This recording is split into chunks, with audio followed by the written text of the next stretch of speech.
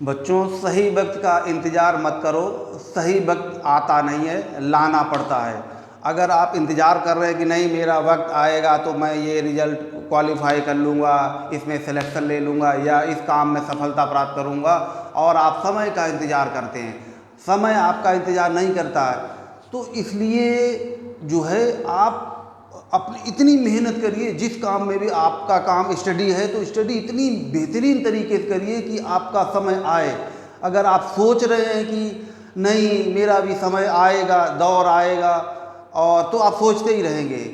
इसलिए समय आता नहीं है, समय को लाया जाता है। ठीक है, अगर आपने हमारा चैनल ब्रेन जीएस सब्सक्राइब नहीं किया हुआ है तो कीजिए और अपनी जीएस बेहतरीन करिए। अगर आप आईएएस की तैयारी कर रहे हैं, पीसीएस की तैयारी कर रहे हैं, लोअर, आरओ, एसआई, यानी कि कोई भी ऐसा एग्ज़ाम जो की तैयारी कर रहे हैं जिसमें जीएस का अहम रोल है, तो आप निश्चिंत रहिए, हमारे चैनल के साथ जुड़िए और रेगुलर क्लास लीजिए, टॉपिक कंप्लीट करिए, और आपके कुछ ही दिनों में देखेंगे जो भी सब्जेक्ट है, जो भी इशू है, जो चीज़ें नहीं समझ में आती हैं वो आपकी कंप्लीट तरीके से समझ में आने लगेंगी। ठीक है, तो आज हम लोग चलते हैं मुग़ल बादशाह। अंतिम जो मुग़ल बादशाह अभी हम लोग 1707 तक ही करेंगे। बाकी जो है जो मुग़ल डायनेस्टी आगे है वो आधुनिक भारत में आती है, उत्तरकालीन मुग़ल। ठीक है, तो औरंगजेब तक हम लोग मध्यकालीन भारत की स्टडी करेंगे और उसको कंप्लीट। तो जैसा कि आपको पिछले क्लास में रहा था कि शाहजहाँ के 4 पुत्र थे। कौन कौन से? कौन कौन? औरंगजेब, शुजा, मुराद। ठीक है, तो उनमें जो है देखेंगे कि जो औरंगजेब है ये उत्तराधिकार के लिए युद्ध होता है, तो दारा शिको, शुजा, मुराद, तो इनमें युद्ध रहता है। इस युद्ध में देखेंगे कि अंततः औरंगजेब विजयी रहता है, बाकी पुत्र जो है पराजित हो जाते हैं, और जो है बादशाह जो बनता है औरंगजेब। तो औरंगजेब हम लोग कंप्लीट औरंगजेब को देखेंगे कि मैंने कुछ पॉइंट लिख लिए जिससे आपको कंप्लीट चीज़ें जो है छोटे से वीडियो में आ जाएं। जैसा कि आप देखेंगे मुहिउद्दीन मोहम्मद औरंगजेब इसका जो पूरा नाम होता है, तो जन्म है इसका वो 24 अक्टूबर 1618 में होता है। दोहाद, दोहाद जो है मध्य प्रदेश में उज्जैन के नज़दीक पड़ता है, जहाँ पे इसका जन्म हुआ था। इसकी माँ वही मुमताज़ महल, जिसके याद में शाहजहाँ ने ताजमहल बनवाया था, तो वो उनकी माँ, शाहजहाँ के फादर। और इसका जो विवाह है, औरंगजेब का विवाह है दिलरास बानो बेगम के साथ हुआ था, जिसको रबिया उद-दौरानी भी कहा जाता है। ये फारस के राजघराने से संबंधित थी और यही औरंगजेब की एकमात्र पत्नी थी। अगर बाकी मुग़ल बादशाह और औरंगजेब के बीच में अगर कंपैरिजन किया जाए विवाह को लेके, तो ये इनकी एकमात्र पत्नी थी। बाकी जो मुग़ल बादशाह थे उनकी कई पत्नियां रही हैं। ठीक है, तो आप देखेंगे कि जो रबिया उद-दौरानी हैं भी, तो इनका विवाह भी जो मृत्यु है औरंगजेब के समय में जो है काफ़ी पहले हो गई। तो उनकी याद में जिस तरीके से शाहजहाँ के दौर में उनकी प्रिय बेगम मुमताज़ महल की जो मृत्यु हो जाती है प्रसव पीड़ा के ही दौरान, तो उनकी याद में शाहजहाँ है विश्व प्रसिद्ध ताजमहल का निर्माण करता। तो इसी तरीके से जो है औरंगजेब अपनी प्रिय पत्नी दिलरास बानो बेगम यानी कि रबिया उद-दौरानी की याद में औरंगाबाद महाराष्ट्र में इन्हीं की याद में एक मकबरा बनवाता है, जिसको दक्षिण भारत का ताजमहल कहा जाता है या रबिया उद-दौरानी का ताजमहल का मकबरा कहा जाता है। तो इसके कई सारे नाम हैं, बहुत एग्जाम में आता है कि बीवी का मकबरा जो है कहा जाता है कि तो आप देखेंगे कि इसके अलग अलग ताजमहल के कंपैरिजन में ही इसका नाम है। अगर आप देखेंगे कि जो बीवी का मकबरा है औरंगाबाद महाराष्ट्र में, तो ये भी जो है ताजमहल से मिलता जुलता है, लेकिन ताजमहल जैसा बन नहीं पाया। कोशिश वहाँ पे अताउल्लाह ने की थी, तो जो कि वास्तुकार था और जो है उस्ताद लाहौरी का ही बेटा था जिसने ताजमहल बनाया था, उसी का बेटा। तो उसने कोशिश की, जो तो आप नेट पे इंटरनेट पे देख सकते हैं। ये मेरे समझ में अगर एक शब्द में इसको अगर व्याख्या की जाए तो जैसे ताजमहल को अगर पोलियो हो जाए तो कैसा दिखेगा, तो ऐसा ही जो है बीबी का मकबरा है औरंगाबाद में बनवाया गया था। इसको दक्षिण भारत का ताजमहल, दक्कन का ताजमहल, काला ताजमहल, इन नामों से जाना जाता है। ठीक है, द्वितीय ताजमहल। तो ये सारे जो हैं अताउल्लाह ने वास्तुकार था, डिजाइन किया हुआ था। और देखा जाए तो मुख्य इसका जो बेटा है आजम शाह, तो उसी के देख रेख में उसके ही द्वारा बनवाया गया था। लेकिन जो बना हुआ था तो औरंगजेब के ही शासनकाल में दक्षिण भारत में यानी कि महाराष्ट्र के औरंगाबाद में बना हुआ है। क्लियर। अगला चलते हैं, उपाधि जो है औरंगजेब की जिंदा पीर के नाम से जाना जाता है। उपाधि वगैरह इसका वीणा वादक। वैसे ये म्यूजिक वगैरह में पूरी तरीके से राज्य में प्रतिबंध लगा दिया था, तो लेकिन अकेले में कभी जो है अगर म्यूजिक का शौक रख रहा तो वीणा वगैरह बजाता था। तो ठीक है। अगला देखेंगे, मुगल बादशाहों में मात्र बादशाह जिसका जो है 2 बार राज तिलक हुआ। एक तो इसका आगरा में हुआ था, जब उत्तराधिकार के लिए जो युद्ध हुए थे, उस युद्ध में जब दूसरा वाला इसने विजय प्राप्त कर लिया था, जिसका नाम है सामूगढ़ का युद्ध। सामूगढ़ का युद्ध जो मई 1658 में हुआ था। उसके बाद इसने अपना यहीं आगरा में ही जो है जल्दी में राज्याभिषेक करवाया और शाहजहाँ को गिरफ्तार कर आगरा के किले में कैद करवा दिया। और बाद में जब जो है उत्तराधिकार के लिए 2 युद्ध और होते हैं, तो उसमें सफलता के बाद ये जो है 1859 में दिल्ली में अपना राज्याभिषेक करवाता है विधि विधान से, भव्य तरीके से। तो ये मुगल बादशाह ऐसा था जिसका 2 बार राज्याभिषेक हुआ। अगर एग्जाम में आए तो वो कौन है? औरंगजेब। ठीक है। इसकी अब आते हैं धार्मिक नीति में। ये जो है अभी तक जितने भी मुगल बादशाह पड़े हुए हैं, उनमें से ये कट्टर धार्मिक प्रवृत्ति का था। इसीलिए देखेंगे कई सारे जो चीज़ें अकबर ने बैन कर दी थी, इसने उनको पुनः स्टार्ट करवाया। या जो धार्मिक नीतियाँ ऐसी थी तो उस पर प्रतिबंध लगाया। जैसे कि आप देखेंगे कि सिक्कों पर कलमा खुदवाना, इसका मतलब है कि सिक्कों पे कलमा खुदवाना की ज़रूरत नहीं है, कि ये हर किस्म के व्यक्ति, अच्छे बुरे नशेड़ी जुआ के हाथों में भी पहुंचते हैं, इसलिए सिक्कों पे इसने कलमा खुदवाना बंद कर दिया। नौरोज़ त्यौहार जो मनाया जाना शुरू किया गया था, तो अकबर के समय में भी और बाकी मुगल बादशाहों के समय में भी रहा। लेकिन औरंगजेब जब बादशाह बनता है तो नौरोज़ उत्सव एक न्यू ईयर के रूप में पर्व मनाया जाता है, पारसी पर्व है, और उसको मनाना बंद कर दिया।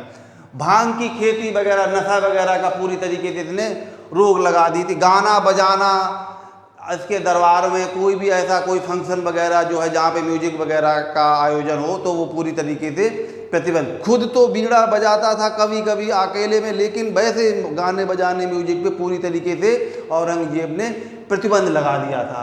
आगे देखेंगे, जैसे अकबर के समय में झरोखा दर्शन बहुत प्रसिद्ध था, और जब औरंगजेब आया तो झरोखा दर्शन पे तुलादान जो सम्राट को जो है नोटों, सिक्कों, हीरे जवाहरात के बराबर तराजुओं में तौला जाता था, तो इसने जो तुलादान व्यवस्था प्रतिबंध लगा दिया। जजिया कर जो अकबर ने 1564 में उस पर जजिया कर पे रोक लगाई थी, तो इसने जजिया कर मतलब जजिया कर जो लिया जाता था उस पर रोक लगा दी थी। इसने जजिया कर पुनः चालू किया था।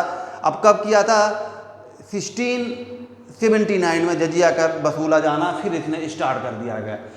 बनारस का विश्वनाथ मंदिर 1669 में इसने 2 मंदिरों को ध्वस्त किया था। एक जो है बनारस का काशी विश्वनाथ मंदिर, और दूसरा है मथुरा का केशवनाथ मंदिर। इन मंदिरों को तोड़ा था और वहाँ पे मस्जिदों वगैरह का रूप दिया हुआ था। ठीक है, अगला देखेंगे औरंगजेब का जो उद्देश्य था, भारत को दारुल ए इस्लाम, भारत को वो दारुल ए हर्ब यानी कि काफिरों का देश कहता था। औरंगजेब भारत को दारुल ए हर्ब यानी कि काफिरों का देश यानी कि मूर्त पूजक देश कहता था। तो इसका जो उद्देश्य था, भारत को दारुल ए इस्लाम यानी कि इस्लामी देश बनाए जाने का पर्पज़ था। तो इसलिए बहुत सारे ऐसे कट्टर व्यवस्थाएं हैं जो यहाँ पे इसने लागू की थी, जिसकी वजह से भारत में जो है अलग अलग क्षेत्रों में कई सारी चुनौतियाँ इसको मिली, यानी कि कई सारे विद्रोह हुए और उसी विद्रोह के चलते जो है इसका पतन भी हुआ था।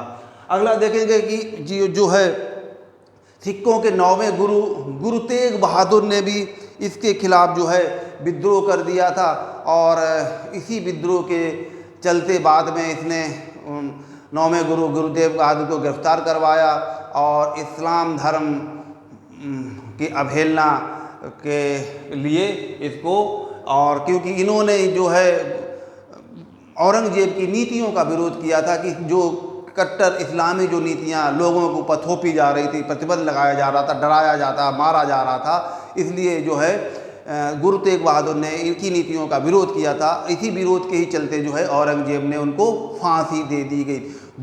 2 सिख गुरु को फांसी दी गई थी मुगल पीरियड में। एक तो पांचवें गुरु कौन, जिनको आप मैसेज के थ्रू आप बताएं, जिसको जहांगीर ने जो है फांसी दे दी थी, और 9वें गुरु जो हैं गुरु तेग बहादुर, जिनको हत्या करवा दी गई। अब आते हैं कि कुछ इमारतें जो हैं इसने बहुत ज़्यादा इमारतें एक्चुअली नहीं बनाई।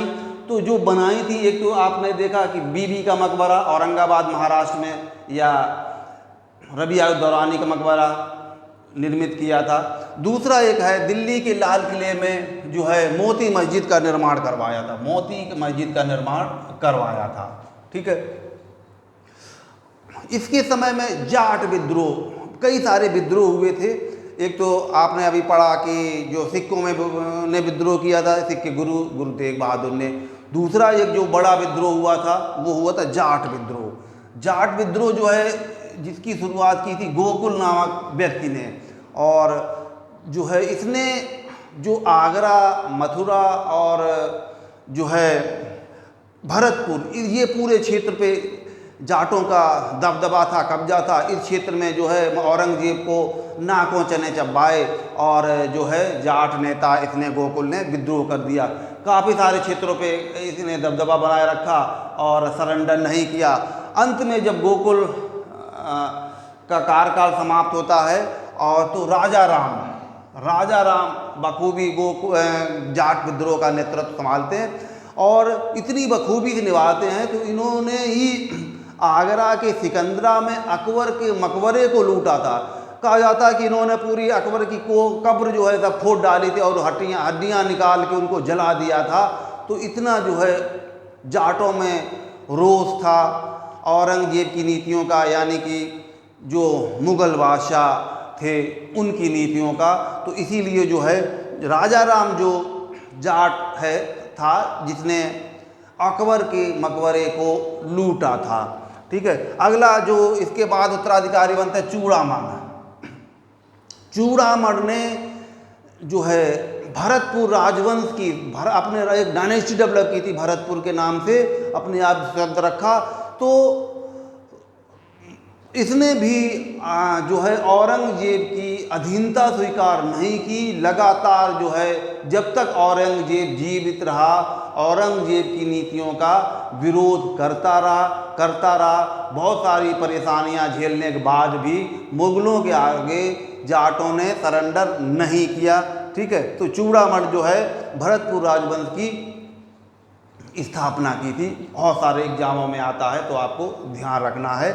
और एक जाट जाति का प्लेटो, ये भी जाट इसी सेज के थे, इनको सूरजमल को कहा जाता है। जाट जाति का प्लेटो बहुत सारे एग्जामों में आता है तो वो सूरजमल को कहा जाता है। इसके बाद भी कई विद्रोह हुए थे। सतनामी विद्रोह ये 1672 में हुआ था, 1672 में। इसके बाद बुंदेला विद्रोह हुआ था 1661 में, ये उस समय के वहाँ के चंपत राय थे। तो ये कुछ ऐसे विद्रोह हैं अलग अलग क्षेत्रों में औरंगजेब की नीतियों के खिलाफ, अकबर इनकी नीतियों के खिलाफ रहे थे। अगला देखेंगे कि औरंगजेब की दक्षिण नीति। कहते हैं कि औरंगजेब की जो दक्षिण नीति है वो ही इसके पतन का कारण बनी। ये एक बार दक्षिण भारत में इन्वॉल्वमेंट हो गया, क्योंकि जब सम्राट नहीं भी बना था तो अपॉइंट दिल्ली में दक्षिण भारत में ही था, तो अधिकांश उसी में ही लिप्त रहा। लेकिन जब बादशाह बना तो दक्षिण भारत में, यानी कि जो दक्षिण भारत में की तरफ ध्यान देने का इसका कई कारण थे। जैसे कि आप देखेंगे कि दक्षिण भारत में जो सुल्तान थे बीजापुर या गोलकुंडा के, तो वो सुल्तान जो थे वो सिया गुट के थे, सिया धर्म, और जो मुग़ल हैं ये हैं सुन्नी, तो आपस में इनकी नहीं पड़ती, इसलिए जो है उन सिया क्षेत्रों पे कब्जा करना चाहता था औरंगजेब। एक पहला कारण ये हो गया। दूसरा कारण जो है, दक्षिण भारत में जो है हीरे जवाहरात, सोना चांदी, इनकी खोज खाने वगैरह थी, तो उन क्षेत्रों पे ये अधिकार करना चाहता था, इसलिए दक्षिण भारत पे इसने बहुत ज़्यादा ही ध्यान दिए। तीसरा एक कारण था कि दक्षिण भारत में जो है मराठे शक्तिशाली हो रहे थे, तो इसलिए उनको कुचलना इसने अपने जीवन का लक्ष्य बनाया, लेकिन वो कामयाबी उसको नहीं मिली। और कहा यह जाता है कि जब औरंगजेब का कार्यकाल के अब अंतिम चरण में आया, तो कहते हैं जो शाही खजाना था इसको पता भी नहीं था कि उसको काफ़ी कम हो गया था, मतलब ख़त्म होने की कगार पर पहुंच गया। इतना इसके दक्षिण भारत के अभियानों में ही लिप्त रहा। और भाई अभियान अगर आपको कहीं से मिल नहीं रहा है, खर्च ही हो रहा है लगातार, तो ये इतना कि कहा यह जाता है कि औरंगजेब का दक्षिण भारत के जो अभियान हैं कब्रगाह सिद्ध साबित हुए, और बाद में वहीं पे मरा भी था 1707 में। और बीबी का मकबरा जहाँ पे है औरंगाबाद में ही इसकी भी कब्र है। ठीक है, फिर कुछ चलते हैं, कुछ दक्षिण भारत की नीतियों में कौन कौन से सुल्तान थे जो क्या नाम, गोलकुंडा, बीजापुर, इन पे गोलकुंडा जो है 1665 में शासक आदिल शाह था, और गोलकुंडा है 1686 में अबुल हसन था। तो इन जो सिया समुदाय से संबंधित थे, तो इन पे अभियान कर इनको मुग़लों ने यानी कि औरंगजेब ने अपने क्षेत्रों पे कब्जा किया। फिर बाद में देखते हैं कि औरंगजेब का मराठाओं के साथ यानी कि शिवाजी के साथ भी जो है कि शिवाजी जो है शक्तिशाली होते जा रहे थे, तो शिवाजी पे लगाम नहीं लगा पा रहे थे, तो इसलिए शिवाजी को कब्जे में लेने के लिए इन्होंने जो है राजा जयसिंह के साथ विशाल शाही सेना इन्होंने दक्षिण भारत में भेजी। अंततः एक युद्ध होता है, उसमें शाही सेना विजयी रहती है, यानी कि शिवाजी पराजित हो जाते हैं। फिर शिवाजी और जयसिंह के मध्य में इतिहास प्रसिद्ध एक संधि होती है जिसको कहा जाता है पुरंदर की संधि। क्या कहा जाता है? पुरंदर की संधि कब हुई थी? तो 1665। बच्चों बहुत एग्जाम में इम्पोर्टेंट है। पुरंदर की संधि जो है शिवाजी और राजा जयसिंह की तरफ के मध्य में हुई थी 1665 में, 1665 में। और इसी के बाद जो है उच्च आय वाले 23 किले जो हैं मुग़लों को देने पड़ते हैं। निम्न आय वाले शिवाजी के पास रहते हैं, और शिवाजी अपने बेटे संभाजी को साथ लेके, तो ये भी तय होता है कि दिल्ली दरबार में यानी कि आगरा दरबार, मुग़ल दरबार में उपस्थित होंगे।